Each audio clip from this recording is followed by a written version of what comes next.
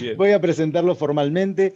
Tenemos con nosotros a José Ángel Marinaro, abogado de la Universidad del Museo Social Argentino, doctor en Ciencias Jurídicas y Sociales de la Universidad Nacional de La Matanza, ex juez de la Cámara Penal de la Provincia de Buenos Aires, ex director de posgrado en Derecho Penal por la Universidad de Belgrano, profesor de Derecho Penal en la Universidad de La Matanza e investigador en neurociencias aplicadas al derecho de la misma universidad.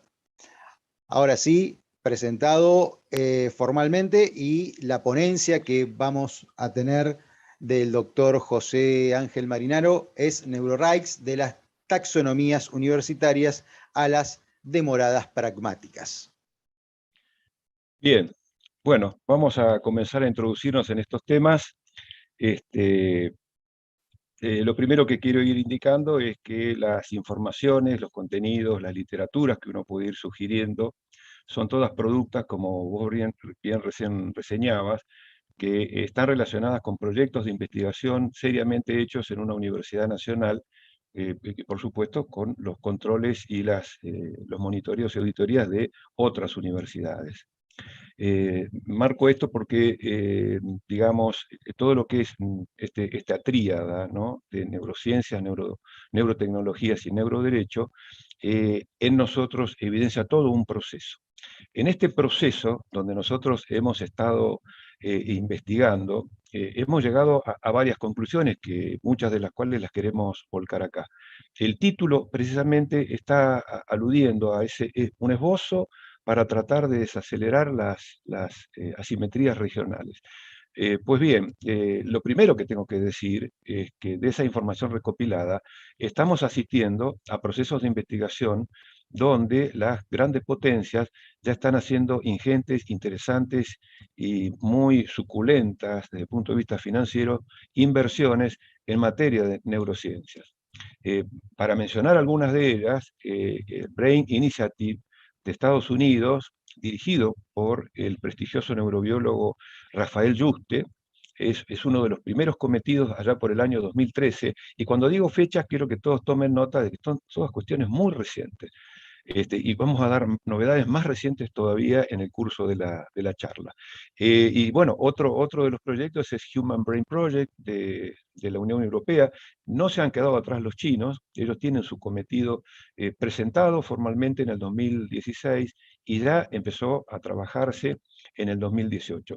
Para que la gente tome dimensión de esto, por supuesto, estoy omitiendo referir otros grandes proyectos como el canadiense, el australiano, hay varios proyectos más, inclusive los hindúes también están teniendo algunas interesantes incursiones en estos terrenos. Pero la pregunta, en lo que nos concierne a nosotros de nuestra región latina periférica, es ¿qué es lo que vamos a hacer?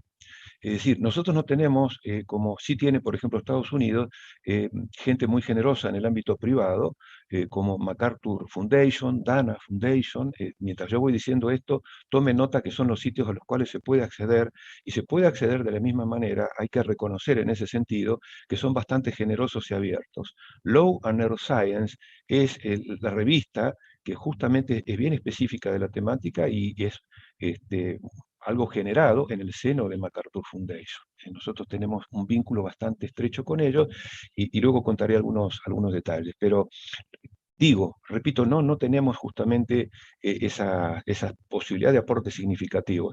Nosotros lo que hemos ideado en algún momento para la Universidad de La Matanza fue un proyecto que se denomina Neurociencias Integradas. Y Neurociencias Integradas tiene varios presupuestos. Uno de ellos es que sea interregional, que sea interuniversitario. Las universidades, cuando hacen las cosas absolutamente separadas en estas temáticas, esas disparidades van a ir generando, digamos, asimetrías también en el desarrollo adecuado que requiere todo esto. Insisto que lo dinámico, lo evolutivo y todo eso va a incidir en que aquellos que no estén a la cabeza se van a ir quedando un poquito atrás. No es de ninguna manera un torneo de vivos ni de pioneros esto, desde ya. Simplemente estamos marcando que no podemos quedar por fuera de ese amplio desarrollo, porque, a ver, déjenme decir que si bien a mí me compete el área del derecho penal concretamente y el neuroderecho, los aportes que están teniendo para la medicina, bueno, seguramente acá en estas jornadas internacionales que celebro que se realicen de este modo, tan interdisciplinar, el área médica está teniendo unos desarrollos realmente muy interesantes. Ahora bien, eh, dicho esto, nos hemos propuesto realizar esas neurociencias integradas como un proyecto, con los presupuestos latinos, pero tiene su basamento.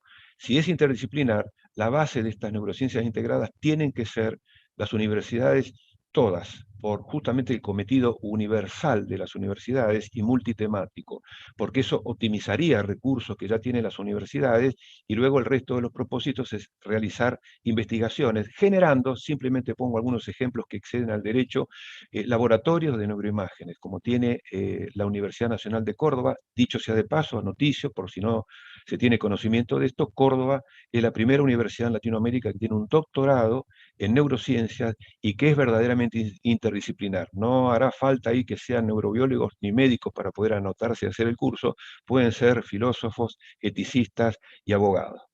Eh, quiero decir, Doctor, dime, no, sabe que mencionó a Rafael Yuste y sí, justamente Rafael Yuste iba a participar de este evento, lamentablemente por su agenda eh, no pudo participar, pero mandó un mensaje que luego vamos a compartir y justamente desde el Buró Internacional de Neurociencia Cognitiva Aplicada lo estamos nombrando miembro de honor justamente del Buró, el cual aceptó Rafael Yuste, pero digo, es un gran referente dentro de la innovación, ¿no? En la investigación, sobre todo en habla hispana. sí, es cierto eso, pero debemos marcar algunas cosas. Eh, eso que yo estoy poniendo sobre la mesa, que sería eh, esas desventajas que tenemos los latinos, por un montón de razones que hay que asumir, ¿no?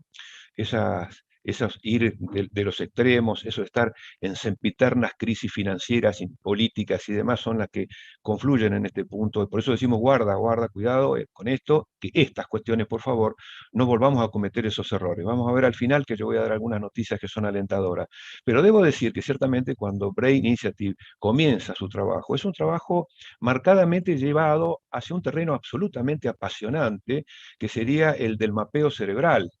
Aquello que se intenta y fue llevado adelante y sigue todavía desarrollándose como es el proyecto Genoma Humano, es parecido a lo que se quiere hacer acá. Lo que quiero marcar es que de inicio ellos no advirtieron lo que sí estamos nosotros en condiciones de advertir. Por eso marco esto, querido Pablo.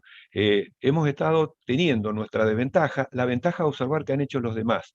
Tenemos un know-how bastante importante y además nosotros tenemos en nuestros miembros de este grupo de investigación, entre los cuales uno de ellos, el prestigioso Daniel Silva, gente que está ocupando como editor o como reviewers, el caso que me compete a mí y a otros colegas del grupo, revisando las producciones literarias científicas, por ejemplo, en editoriales como Frontier, CIO, de España.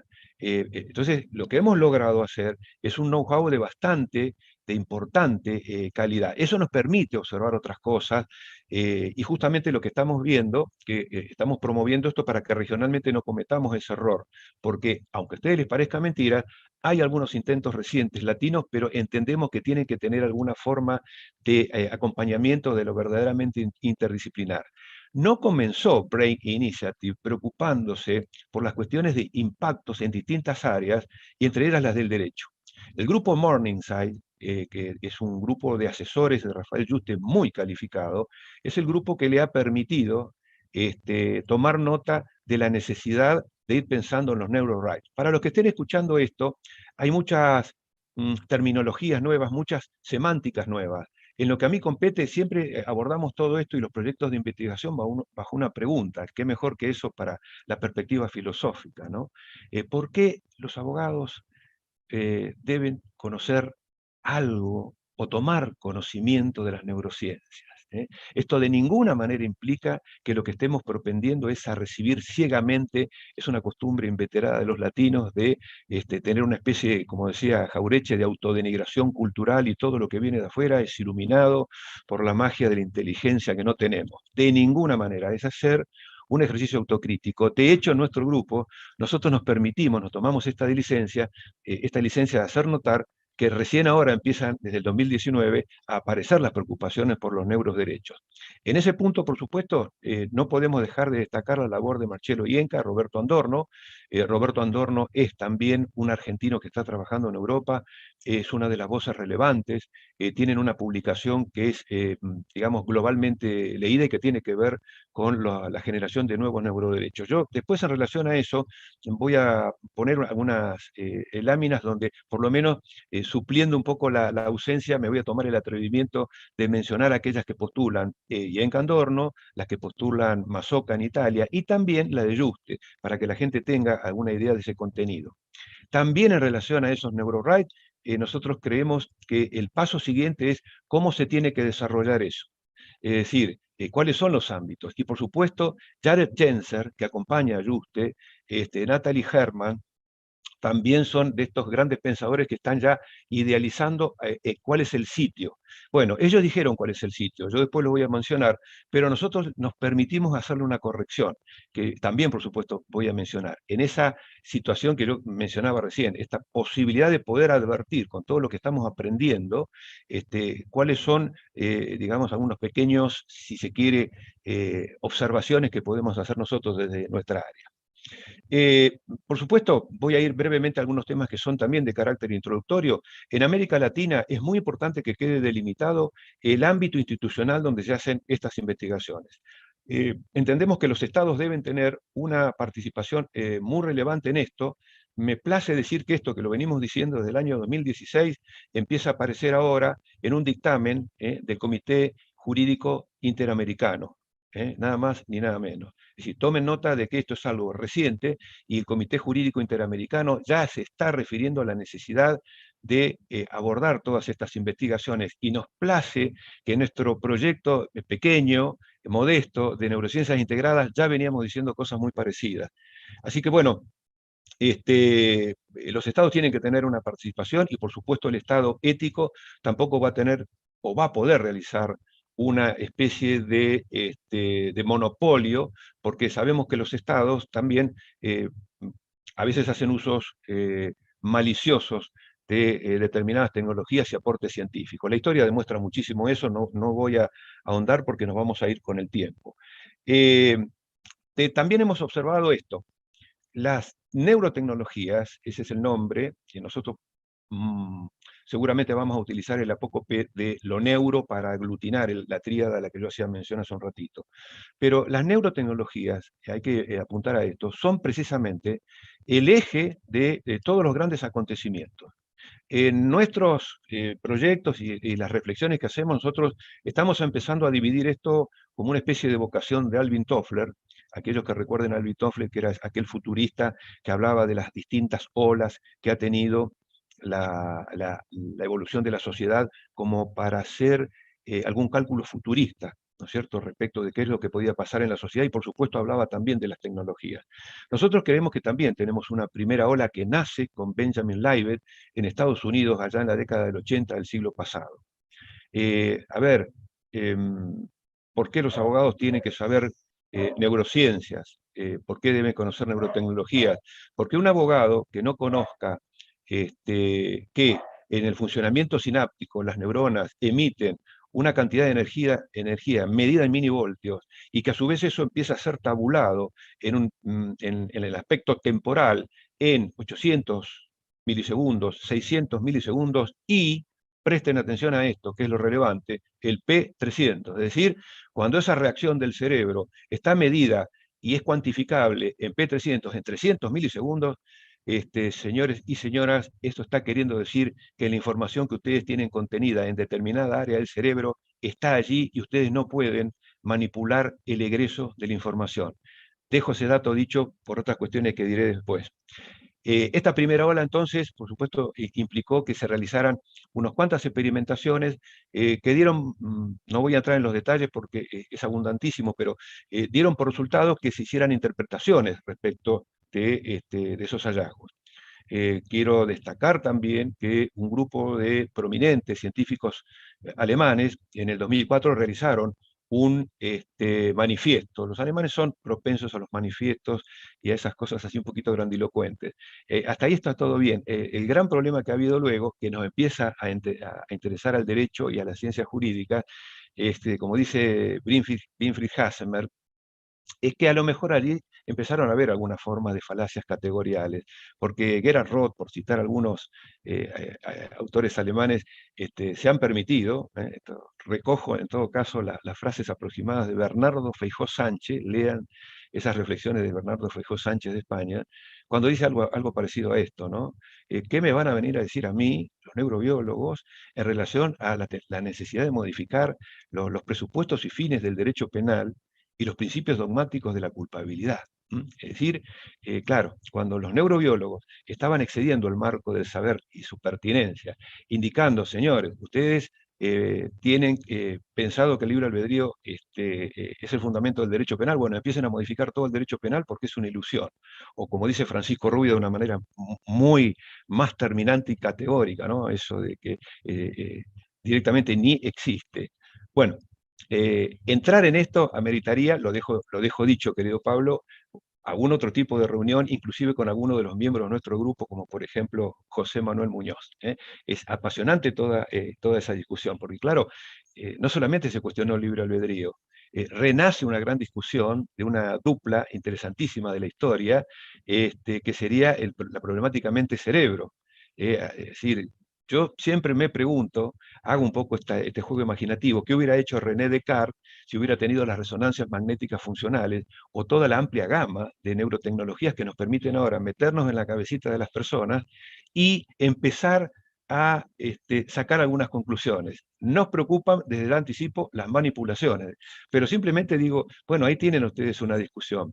Que cuando uno piensa en las partes prácticas, dice, bueno, pero discurrir acerca de mente y cerebro, digo, ¿cuál es la consecuencia práctica? Tiro una preguntita de Francis Shen, Universidad de Harvard, con quien compartimos muchas conversaciones. Cuando leemos el cerebro, si de eso se trata, ¿qué leemos? ¿El cerebro o leemos la mente? Jan Christoph Publis, Universidad de Hamburgo, nos está diciendo, miren que hay algunas modalidades delictivas que en relación a la posible afectación de lo que es el cerebro no tenían nada previsto. Lo único que tenían previsto es una afectación de la salud y en todo caso la integridad física de las personas. ¿Por qué? Porque se está basamentando en una concepción dual del cerebro. Le dejo la inquietud. El cerebro es simplemente algo material, masa encefálica, y la mente, ¿qué es la mente? Bueno, la mente es algo inmaterial que está por allí, que interactúa, no sé qué es lo que hace. Bueno, cierro este puntito, interesantísimo, con alguna reflexión de el desaparecido recientemente Mario Bunge. Él decía que eran pretextos que utilizaban los saberes eclesiásticos para tratar de dar explicaciones que no podían tener fundamento científico, el alma, etcétera, etcétera, etcétera. Y que el cerebro es una unidad donde su idea emergentista, cada palabra que digo tiene para charlar horas, ese emergentismo es la explicación de cómo funciona el cerebro. Hay una natural propensión del ser humano a buscar la explicación del fundamento de ciertas categorías o de ciertos objetos o de ciertos órganos por sus mínimas expresiones. Eso es el reduccionismo. Simplemente, dejemos dicho, no creemos que el cerebro sea la base de todo el comportamiento humano, sino algo mucho mayor, mucho más grande, más omnicomprensivo. Bien, y si no, lean por favor a Sebastián Lipina, Pobre Cerebro, para que se den cuenta cómo el cerebro de los niños, cuando padecen determinados traumas de toda índole, tienen una vida luego signada por las marcas de esos traumas. Ahí el libre albedrío realmente no existe. Bien, dije, bueno, esta es una primera ola. Me voy a permitir, ¿cómo vengo con el tiempo, Pablo? Vengo bien, ¿no? Pues son 45 minutos. Sí. Sí, perfecto. Digo porque voy a querer habilitar, a ver si lo puedo hacer. A ver, acá estamos. Vamos a pasar a algunas láminas, voy a tener que tomar un poco más de velocidad A ver, un segundito. Bien, esto que yo estoy marcando acá son, hablando de las olas neurotecnológicas, lo que configuraría, a mi modo de ver, la segunda ola, ¿no? Lo que son las segundas olas. Esto que ustedes tienen, que espero realmente que esto quede en la grabación como para que alguno quiera reflexionar y repasar qué es lo que estamos diciendo, tiene que ver con novedades, fíjense ustedes que hemos marcado en este punto la fecha en la que se han realizado estas ediciones. Son artículos que hablan de novedosas neurotecnologías que empiezan a invadir algunas áreas que son verdaderamente muy sensibles. Por ejemplo, menciono alguna de ellas, simplemente no vamos a tener tiempo. El caso de la presentación de Owen Jones, Reed Montague y Gideon Jaffe. Con esto estoy hablando de MacArthur Foundation y todo lo que dije respecto de Law of Neuroscience. Tienen mucho trabajo ellos ahí. Bueno, esta publicación lo que nos está mencionando, ahí cuando habla de Detecting Mens Rea in the Brain, se puede detectar, es la pregunta, ¿no? El comportamiento, vamos a traducirlo a nuestro lenguaje jurídico penal, el dolo y el obrar culposo, pueden tener un correlato neuronal verificable. Ellos están diciendo que sí, y que está empezando a desarrollarse una tecnología que yo avisoro a futuro, y no muy lejano, que en los procesos penales muy posiblemente tengamos la posibilidad de aportar prueba que, entre otras cosas, insisto en esto, entre otras cosas, entre otros elementos de prueba y elementos de convicción para fiscales, jueces y defensores, este será un ingrediente que permita a lo mejor dilucidar el obrar negligente el obrar con conocimiento de lo que se hace. También hay otros artículos, como yo les estoy mencionando acá, bueno, lo que apunta Matthew Moore con sus colaboradores es un detalle importante en esto. ¿Por qué lo estamos puntualizando? Porque las tecnologías, es un tema que no se ha hablado mucho, lo ha hecho acá en Argentina. Les recomiendo que lean el último libro, Neuroderecho Penal, de Gustavo Arocena, porque ellos allí están hablando de la falibilidad que todavía tienen las tecnologías. Cuando hablamos de falibilidad, toda tecnología, como ustedes saben, tiene un margen de error tolerable. Las fMRI, por ejemplo, fue demostrado muy abundantemente por Anders Eklund, Universidad de Linköping, en Suecia, que esos errores superaban el 5%. De hecho, nos alarmó mucho en su momento, estamos hablando del 2008, no hace tanto tiempo, en que ese margen de error superaba el 70%. Pensemos en el lado médico, pensemos en los médicos estableciendo tratamientos y terapias con resonancias magnéticas con ese margen de error. Esto, por supuesto, fue corregido, pero el punto es que la temática del error, ¿en qué nos interesa a nosotros, a los juristas? Que la introducción de la prueba científica o neurocientífica en los procesos penales, le pido, fíjense, ya desde el año 1900, de la década del 20 del siglo pasado, el caso Fry en Estados Unidos, década del 90, algo ya más reciente, el caso Tauber, el interés y la preocupación por los altos cuerpos judiciales de Estados Unidos en cuanto a los niveles de exigencia respecto de la introducción de prueba neurocientífica en los procesos. Es todo un tema. Les quiero decir, hay literatura nueva que amplifica y creo que puede modificar Dougher. Y lo que tengan que hacer eventualmente los tribunales en nuestra región latina en el futuro inmediato. Quiero decir esto porque en realidad Baron y Sullivan, Universidad de Toronto, tienen muchas cosas dichas aplicando algunos test, algunos conceptos de test de psicometría que también pueden aplicarse para evaluar las exigencias que debe tener la introducción de la prueba. Hemos añadido nosotros a ello que también las neurotecnologías tienen que pasar otro tamiz, que sería la capacidad de resistencia que tenga o la capacidad de engaño que tenga, o por lo menos la tolerancia a ese tipo de medidas. El polígrafo fracasó precisamente porque una persona bien entrenada sabemos ya bastante mejor que lograba engañar. A ver, bueno, mente híbrida, quiero detenerme un segundito en lo de Pim Hasselager. CI, Brain Computer Interfaces.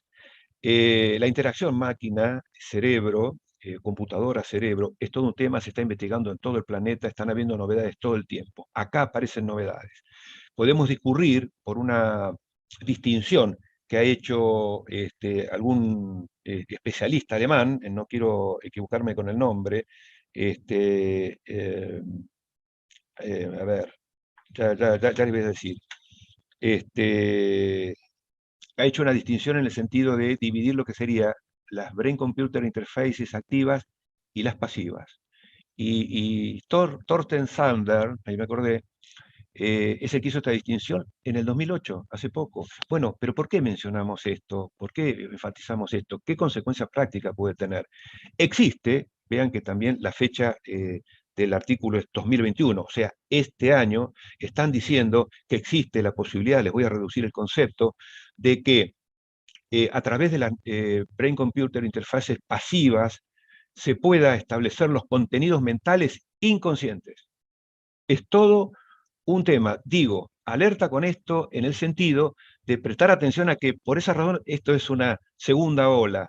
Es decir, de aquellas experimentaciones de Haynes, el amigo Benjamin Libet y otros más, Trevina, Miller, a hoy, que no han pasado 30 años, estamos con estas otras novedades que ya nos están impulsando otro tipo de inquietudes. Meternos en la cabeza de las personas, hurgar, como dijo muy bien algún juez norteamericano, y no solamente hurgar, sino desordenar lo que uno tiene metido en la cabeza, es de gran preocupación ética y por supuesto jurídica. Y hay que ir tomando algún tipo de recaudos para tratar de ser por lo menos previsores y adelantarnos en los tiempos. Cierro simplemente con que el último, ahí está hablando del empleo dual, de aquello que tiene que ver con empleo dual, se está refiriendo a que aquello que es de uso civil puede ser cooptado por la industria militar. A ver, cuidado con esto. Tenemos que asumir un compromiso de que también los usos perniciosos y maliciosos de las neurotecnologías pueden ser cooptados por los ejércitos. Y cuando hablamos de los ejércitos y del uso bélico de esto, estamos hablando de que, de nuevo, las grandes potencias tienen preeminencias, tienen más recursos, y lo que hay que hacer es, en todo caso, alguna idea que anda dando vuelta por allí, yo la suscribo, es de que haya que hacer algún convenio internacional que regule el uso o prohíba el uso bélico de estas producciones científicas que deben estar destinadas a usos pacíficos. Una gran discusión en relación a esto. Añado algo que no está acá en el texto, pero a ver, están habiendo algunos planteos un poquitito, yo diría, ingenuos, ¿no? Pero a alguien se le va a ocurrir, si no es que ya no lo ha hecho, hay un artículo de Zen Folkis, Universidad de Texas, acerca de la posibilidad de que lo que son interrogatorios y torturas sean reemplazados por estas más benignas tecnologías que posiblemente sean menos invasivas, que sean más humanas. Señores, la libertad cognitiva es lo que está permanentemente en juego, más allá de las modalidades más o menos tortuosas que persigan agencias paraoficiales o paraestatales o los estados mismos. Cuidado con esto, así que se viene el abrir el paraguas con estas cuestiones. Tengo que agenciar un poquito más velocidad. Vamos a reemplazar un poquito ajuste. Bueno, en esto tenemos que dividir, acá digo yo, lado externo. Las propuestas que hacemos para la región latinoamericana es dividir esto en lado externo y lado interno. Ya se puede advertir qué es lo que queremos decir, pero el lado externo está refiriéndose, si se quiere, a la consideración, a la programación, a la anticipación de, a tenor de que lo que ya estamos comprobando que las neurociencias tienen potencialidad actual y futura de vulnerar un montón de derechos, la gran pregunta neurojurídica es si ya las normas de las convenciones internacionales, lado externo, en materia de derechos humanos, tienen capacidad de cobertura o no. Les voy adelantando que hay, por supuesto, capacidad de cobertura en muchas de sus disposiciones. Pero ¿qué pasa? También existen otros componentes de derechos sustanciales o materiales que son novedosos y que amerita que nos sentemos a pensar si haya que hacer una regulación, y más que una regulación, posiblemente, como se hizo en algún momento una Declaración Universal de Derechos Humanos, haya que hacer algo de ese nivel en relación a los neuro rights o neuroderechos. Simplemente los menciono. la propuesta de Just es vinculado a privacidad y consentimiento. Agencia e identidad, acá está involucrada la temática del libre albedrío y la cuestión vinculada a la identidad, señores, puede ser alterada mediante manipulaciones externas. Así que estamos abriendo bastante el paraguas en relación a los recaudos que hay que tener acá. Las cuestiones vinculadas a los enhancements, aumentos, las posibilidades de mejora cognitiva, ha crecido exponencialmente. La temática, la dejo abierta para aquellos que les interese derivar estas cuestiones, tiene que ver con el transhumanismo, el poshumanismo, que introduce toda una serie de postulaciones desafiantes. Por supuesto, la gran pregunta es si aquellos que tengan posibilidades económicas de mejoras cognitivas, que no tengan una regulación y una prohibición estatal, van a acentuar aún más las diferencias y asimetrías sociales, inclusive en los lados internos de los países. Bublitz, Reinhard Merkel escriben bastante sobre esto y nosotros adherimos preocupadamente a esta cuestión. Los sesgos tienen por allí que ver con las discriminaciones. Dejo dicho un título nada más. La inteligencia artificial está siendo utilizada en Estados Unidos para establecer, mediante algunos cálculos algorítmicos, las previsiones de peligrosidad futura de los individuos que están pretendiendo obtener alguna forma de libertad. Por supuesto, los afroamericanos y los varones la pasan mal. ¿Por qué? La carga de los algoritmos, que son ni más ni menos que cuestión de números, de riesgo, de evaluación de riesgo, está hecha por seres humanos. Así que lo que ya está hablando allá en Estados Unidos es esa preocupación. Vean el caso Loomis, el caso Loomis, State versus Loomis, es un caso como para que ustedes se orienten en la búsqueda de esas explicaciones. Lean a Lucía Martínez Garay, que ella ha escrito también sobre el caso Loomis, y está planteando estas cuestiones. Se las cierro muy, muy sintéticamente en las distintas aspectos que esto tiene. Pero el señor Loomis lo que está diciendo es, me discriminan por sexo, me discriminan por edad y me discriminan también porque yo estoy queriendo ver si los cálculos de la empresa que utiliza el sistema de cálculos algorítmicos, la empresa Compass, que me muestra a ver cómo hace la carga algorítmica, porque para mí está mal hecho. Respuesta de los jueces, esto está resguardado por el secreto de patente. Secretos de patente versus derechos de contralor de la prueba. Miren ustedes qué batalla axiológico-jurídica hay ahí. Bueno, Ienca y Andorno plantean también la posibilidad de algunos neuroderechos. Dije, hay ahí algún artículo muy interesante. Yo en todo caso después puedo darles el dato. Hay una traducción de Abel Wagner-Mampás de la Universidad Alberto Hurtado de Chile, con quien trabajamos mucho. Fíjense los otros derechos que ellos dicen que van a tener que ser regulados, ¿no? Privacidad mental, integridad mental. Hay ya algunas especies como el brain hacking, es decir, la posibilidad de lo que se llama secuestro mental. Piensen en esto, las tecnologías, del mismo modo que pasa con los hackeos con las computadoras, puede suceder con los hackeos mentales. Es decir, se está planteando esa posibilidad. Entonces, eso puede inclusive producir dos tipos de daño. Un daño estrictamente mental en cuanto a la conducta del sujeto y también un daño de tipo material. Es decir, pueden haber sistemas o espacios neuronales que sean resentidos por esto. Y la continuidad psicológica, ¿qué decir? Es decir, la autopercepción que yo tengo de mí mismo puede verse alterada durante el transcurso de la vida del sujeto. Las neurotecnologías pueden llegar a provocar algunas alteraciones sensibles. Hay un montón de tecnologías que están preocupando en este punto.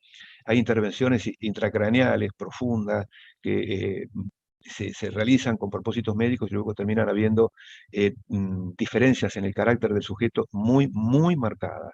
Nosotros hemos encontrado que entre una propuesta del profesor Porciúncula de Brasil, que habla de retribucionismo diacrónico, después si alguien pregunta lo podemos ahondar un poco, que está planteando que en el curso del derecho penal, el sistema retributivo de pena, miren qué propuesta, debe recoger esto de que el sujeto que comete un delito, cuando es condenado, más decimos nosotros, durante el proceso penal, si pueden haber sensibles modificaciones del sujeto en cuanto a su identidad, ¿el derecho las debe recoger o no? gran pregunta. ¿Tiene algún sustento en las cuestiones neurobiológicas? Somayo Masoca son otros de los autores italianos. Simplemente fíjense que alguna de las postulaciones que hay acá es que se reclama la Declaración Universal de Neuroderechos como una posibilidad, y algo análogo a lo que se hizo con Genoma.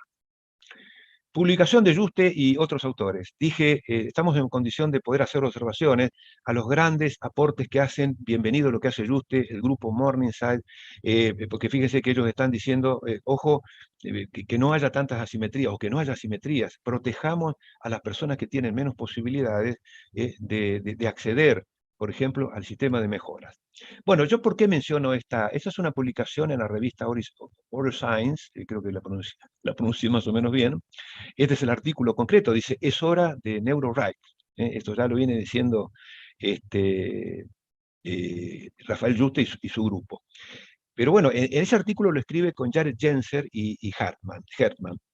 Lo que ustedes están viendo, no podemos entrar en muchos detalles, simplemente déjenme decirles que Genser está proponiendo que sea las Naciones Unidas como una estructura representativa del orbe mundial para que estas cuestiones de los neurorights, ya entendido como neuroderechos humanos, y estas nuevas posibilidades, sean tratadas, resueltas, y llevemos propuestas a Naciones Unidas, para lo cual Genser establece toda esta estructura muy bien definida, acerca de quiénes son los que van a controlar, cuáles van a ser los comités de capacitación, los comités de asesoramiento de autoridades de Naciones Unidas.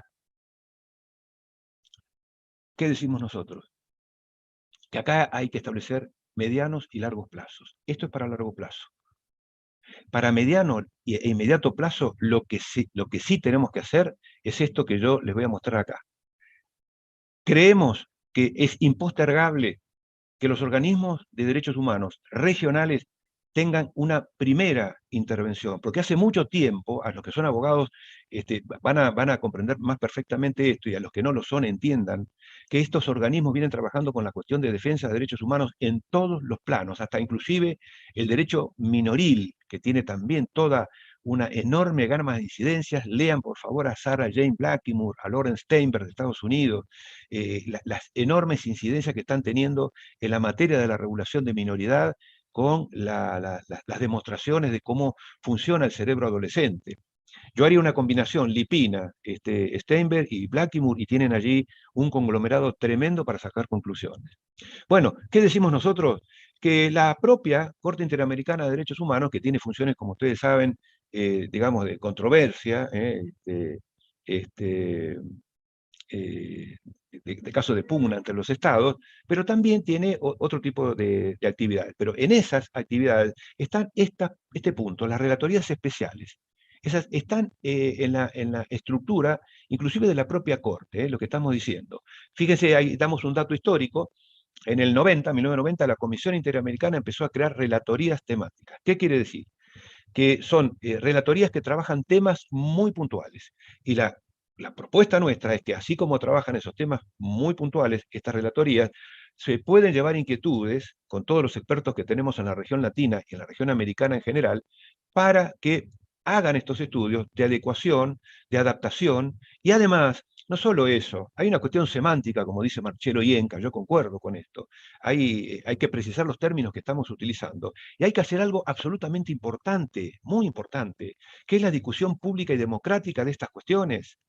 Es decir, nosotros en la Universidad de La Matanza, con el profesor Guillermo Scaglione, que es un gran neurocientífico argentino, se hacían las charlas de neurociencia popular abiertas al público, previo a la pandemia. Y cuando allí sucedía esto se abarrotaba de gente. Simplemente voy a recordar una anécdota que involucra a Daniel Silva. Vino a dar una charla para nosotros en un congreso. Alguien del público le preguntó qué pasaba. Creo que la hipótesis era el cercenamiento quirúrgico de la amígdala, por decirles algo. Por supuesto, dio una explicación de maestro, como nos tiene acostumbrado Daniel Silva. Y cuando termina eso me dice, chique, qué bien, qué buena pregunta que hizo ese alumno. Le dije, no, no es un alumno, es una de las vecinas que concurre a las charlas de neurociencia popular. Así que este es un punto. ¿Por qué? Porque las universidades tienen un compromiso en eso. Es comprensible que algunas capacitaciones más profundas, de grados y posgrados, tengan que ser rentados.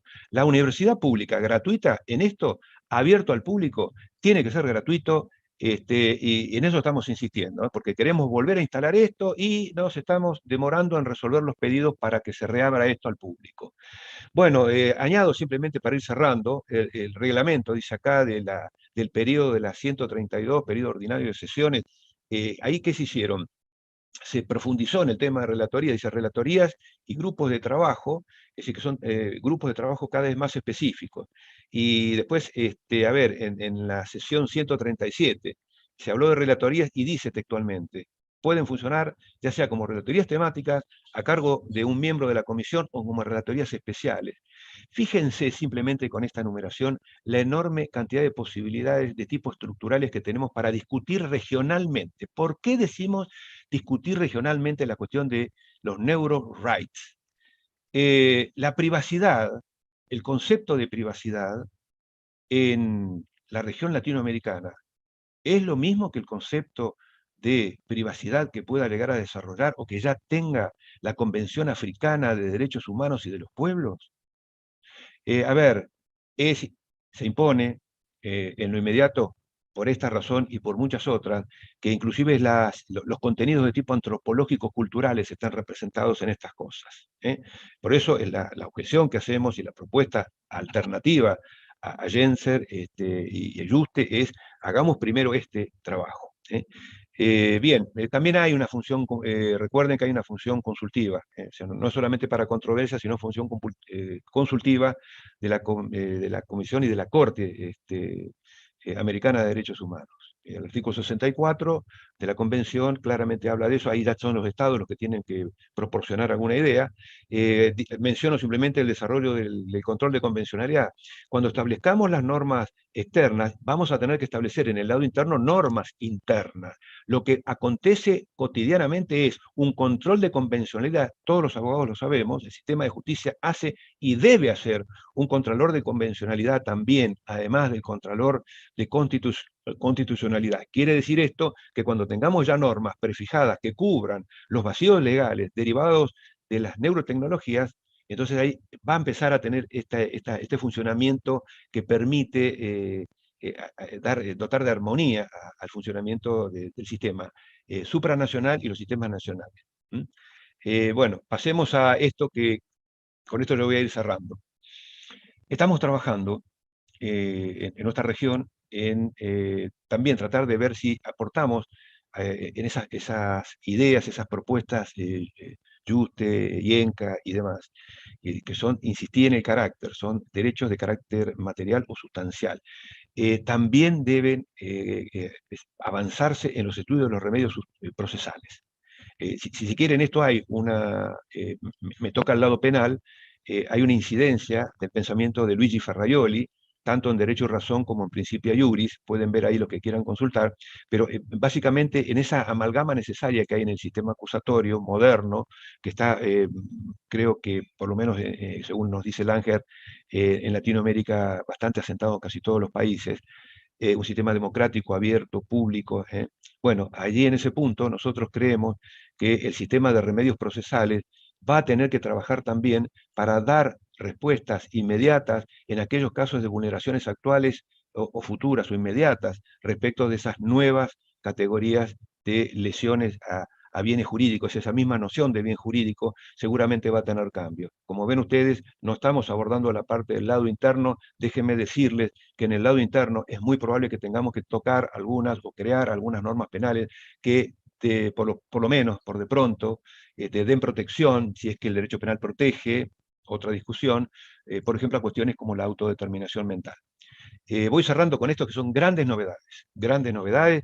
Nosotros estamos muy contentos con esto, primero por lo que significa a nivel regional, pero además de eso, tenemos esa sensación muy peculiar, aquellos que integramos los grupos de investigación por nuestras viejas neurociencias integradas, que en su momento no fueron debidamente escuchadas. Hemos tenido muchos problemas para instalar este tipo de cosas, pero hemos logrado que la Universidad de La Matanza y la Universidad del Museo Social Argentino, en la asignatura de Derecho Penal Parte General, involucre ya los estudios de los impactos de las neurociencias y neurotecnologías en el derecho penal. Los alumnos de estas universidades estudian con el material novedoso que aportan nuestros relevamientos y nuestras investigaciones. Presten atención a esto. La reciente declaración del Comité Jurídico Interamericano Porque ese comité lo que está haciendo es no solamente que está poniendo el punto, el acento en la necesidad de legislar, porque lo que está diciendo es, se vienen nuevos desafíos jurídicos y precisamente derivados de qué, de esa tríada, neurociencias, neurotecnologías, y ellos dicen derechos humanos, donde nosotros para el lado interno decimos neuroló o neuroderechos. Y por supuesto hay un mensaje que ellos están dirigiendo a la comunidad, es decir, a los estados, es un mensaje al sector privado, porque miren que muchas de estas lesiones, insisto en esto, y en ese remedio procesal que estamos ideando, queremos que tengan una protección colectiva, que sea como una especie de acción de clase, pero que esté dirigido a vulneraciones que realicen los privados también, no solamente el Estado. Así que esas son algunas de las novedades en ese sentido. Mensaje para los estados y mensajes también para las academias. Las academias, mencioné el ejemplo reciente de lo poco que pudimos hacer, es que los futuros abogados de UNLAM y los futuros abogados de UMSA ya vayan con algunos conocimientos de lo neuro, ¿eh? En el orden de fondo y en el orden del procedimiento. Y por supuesto, las reflexiones jurídicas deben profundizarse. En este punto es donde el rol de los parlamentos y el rol de las universidades es impostergable. Por eso les cuento que ahora nosotros, dentro del capítulo de gestiones, el día 26 de noviembre vamos a estar haciendo un seminario internacional en la Cámara de Diputados de la Nación. Sí, alguien nos escuchó. Ese es un punto de inflexión. Vamos por la creación de una red de parlamentarios regionales interesados por las neurociencias. Vuelvo al título, hay que achicar las brechas regionales, los retrasos que tiene la periferia en relación a los enormes avances que están teniendo estos países. Así que para eso sirve esta declaración, es de sumo interés. Y la gran novedad local, la dejé al final, proyecto de creación de una comisión bicameral. ¿Dónde? En el Parlamento argentino. Este proyecto de creación de una comisión es de una comisión de carácter permanente, pero no solamente se aboca a las cuestiones neuro, es mucho más amplio. Es una especie de congreso futuro como hizo Chile. Hay que ver el modelo que hizo Chile. Por eso Juste tuvo una gran actuación allí. Lo que hizo el senador Guido Girardi, fíjense aquellos que tengan acceso a Internet y busquen en YouTube, vean los workshops, vean lo que dice nuestro amigo, inclusive Abel Wagnerman Paz. Así que este proyecto de creación de comisión bicameral acaba de ingresar el 1 de noviembre al Parlamento. Ahí van a estar aglutinados todos los representantes de las distintas ideas. Creemos, y cierro con esto, creemos que debe ser política de Estado. Creemos que los científicos, todos los científicos, los abogados, los juristas, también somos científicos, en el sentido amplio de la palabra, tienen que tener algún respaldo en términos de respaldo financiero serio. El proyecto que estamos terminando nosotros, que tiene 24 integrantes de México, de Uruguay, de España, de Brasil, está terminando el proyecto con todas estas aportaciones y participaciones, y en el primer tramo de aportes dinerarios nos dieron 12.000 pesitos. Señores, confío mucho que esta comisión bicameral sea la puerta de entrada a un montón de trabajo regional, multidisciplinar, interdisciplinar, interregional, interuniversitario, y que aglutine una red, una buena vez por todas, parlamentaria, regional, que trabaje con estos aportes. Gracias a todos, quedo a las preguntas y las inquietudes que hayan suscitado algunas o todas las afirmaciones. Gracias. Muchas gracias, doctor Marinaro. Excelente, excelente exposición, dialéctica, dinámica. Realmente muy, muy interesante todo lo que estuvimos escuchando. Tenemos dos preguntas seleccionadas desde el chat. La primera es de Salma Susana Darauche, espero haberlo pronunciado bien. Dice, ¿considera que en el futuro, cuando se puedan aportar pruebas neurocientíficas con respecto al actuar negligente, se tenga que rever el tema de la inimputabilidad? Bueno, hay que separar cosas allí, ¿no? Son categorías que yo entiendo que son distintas. La categoría de lo que es el delito Por supuesto, en la estructuración finalista, que en general tiene toda Latinoamérica, nosotros tenemos un modelo que ya desde la época del Código de Baviera de 1813, nuestro proyecto tejedor, tremendo proyecto en su momento, ya habían distinciones en cuanto a lograr intencional doloso o imprudente, ¿no? Aquello que con mucha sabiduría Sebastián Soler decía, déjense de estar agregando categorías innecesarias, dejen de romper, lo digo yo, la regla de Occam, y estar agregando listados, componentes sin haber, cuando esencialmente las conductas se reducen a dos. O soy imprudente o soy negligente. El resto, todo conduce allí. Bueno, son dos categorías que hay que dejarlas en ese punto. Lo otro, que sería lo que en el capítulo de la culpabilidad corresponde discernir en el esquema de la culpabilidad como la capacidad, el conocimiento virtual y la exigibilidad, grandísimos temas del derecho penal, justamente allí la pregunta es otra. La pregunta es la capacidad en los términos de, bueno, por lo menos a los que no sean de nuestro país, les decimos en nuestro artículo 34, inciso primero, con alguna locución bastante viejita, mejorada en el proyecto o anteproyecto del 2014, que lamentablemente por cuestiones políticas no tuvo eco, pero ahí se corregían muchas de estos vicios, de esto de estar haciendo mención a nomenclaturas que son mutantes, cambian y los jueces después no saben qué hacer. Bueno, sí, y voy a la segunda parte que contiene la pregunta. Indudablemente que sí. A ver, el tema del psicópata. El psicópata acá tuvo un tratamiento diferenciado, pero muy, muy, digamos, visto de una manera muy singular y poco acompañada de Jorge Frías Caballero, el recordado Jorge Frías Caballero. Bueno, ella estaba anunciando algunas cosas. Yo también en esto hago ese ejercicio que hice con René Descartes. ¿Qué hubiera pasado si Jorge Frías Caballero y el resto hubiera tenido neurociencias acompañadas con neurotecnologías de toda índole, de toda índole? Acá hemos mencionado varias. Y bueno, a lo mejor esas preguntas que se están haciendo ahora, que mejor responden, por supuesto, los Daniel Silva, los Ezequiel Mercurio, los Guillermo Scaglione, los Eric García López, seguramente nos van a permitir discernir de mejor manera que posiblemente algunas formas de psicopatía ya estén más directamente ingresadas en el terreno de la falta de aptitud para conocer qué es lo que se hizo, o por lo menos del dominio de los hechos, ¿no? Y acarrear consecuencias que sean no necesariamente la pena, posiblemente algo aminorado, o en todo caso directamente medida de seguridad por inimputabilidad. Muy bien. Después tenemos una pregunta de Carino Ernesto San Juan Castellano que dice, ¿cómo se apoyan de las neurotecnologías para dar dictámenes en la toma de decisiones en los tribunales? Es una hermosa pregunta, hermosa pregunta. Tenemos todo un desafío ahí. La primera respuesta, mira, yo te voy a dar un ejemplo. Yo tenía varios ejemplos para mostrarles a ustedes que el tiempo me lo ha impedido, pero ya nos vamos a encontrar de nuevo. Nosotros Sí. le denominamos el chino mentiroso, ¿no? O el chino desobediente. Es un caso que tiene parte de verdad y parte de una estructuración hipotética de cara a ver qué soluciones luego efectivas le podemos dar.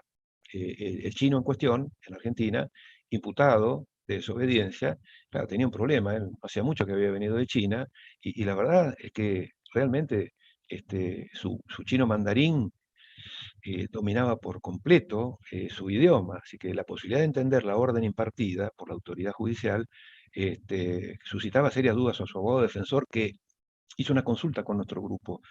Y por iniciativa del profesor Scaglione, lo que se hizo es más o menos esto. Como ya tenemos localizadas distintas áreas del cerebro que sabemos que cumplen determinadas funciones, áreas de Broca, área de Wernicke, para hacer una explicación mía donde estoy rompiendo eso, el error categorial, y me estoy metiendo en otra área, pero robo simplemente la idea. Áreas del cerebro que tienen que ver con lo que yo digo, con lo que yo interpreto, con lo que yo escucho. Entonces, la prueba que se estaba pidiendo era una prueba neurotecnológica, una resonancia magnética funcional en concreto, que a determinados estímulos, que tenían que ver con distintos tipos de idiomas, pudiera dar por resultado si había alguna capacidad de comprensión del idioma castellano. Imagínense que al chino hipotético le íbamos a preguntar en jeringoso, en guaraní, y le íbamos a preguntar en chino mandarín. Y lo que decía con esa verba tan particular que tiene Scaglione, vamos a traerlo acá también, se le va a iluminar. se le van a iluminar esas áreas, lo cual revela que todo el desarrollo de la comprensión del lenguaje vinculado concretamente a un idioma es lo que está hiperdesarrollado. Es el mismo razonamiento, déjenme decirles, que hay con relación al derecho del menor, del cual hemos escrito mucho. Es decir, los usos y desusos del sistema neuronal produce modificaciones de tipo morfológicas. Entonces se robustecen, como dicen los axones y las dendritas y las actividades de intercambio informativo. Por eso cuando eso viene en detrimento en el caso del menor, y bueno, el futuro desarrollo tiene serios problemas.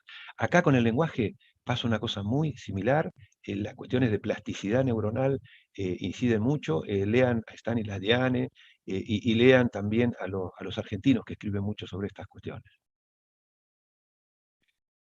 Doctor, muchísimas gracias. Ha sido un honor y un lujo tenerlo.